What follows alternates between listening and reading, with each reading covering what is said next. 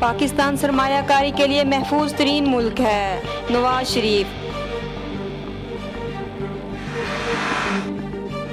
पाकिस्तानी सरजमीन अफगानिस्तान में दहशतगर्दी के लिए इस्तेमाल नहीं होने देंगे, आर्मी चीफ।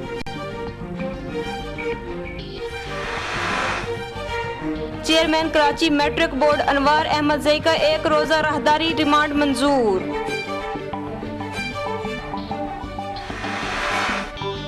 MQM के मरकज अजीजाबाद पर वाक़े मुक्का चौक का नाम तब्दील करने का फैसला।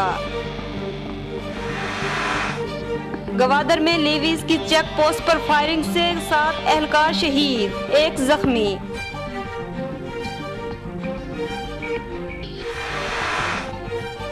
बाब दोस्ती आज भी न खुल सका, तिजारत मुअत्तल, सरहद के आर पार जाने वाले परेशान।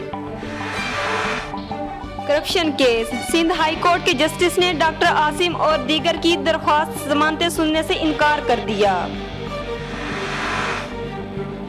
फातिमा जना अस्पताल में मजीद 2 मरीजों में कांगो वायरस की तस्दीक हो गई।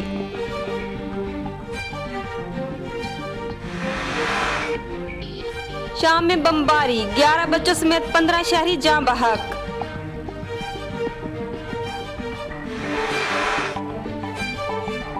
पाकिस्तान सहराए अरब में काली आंधी की मेजबानी के लिए तैयार।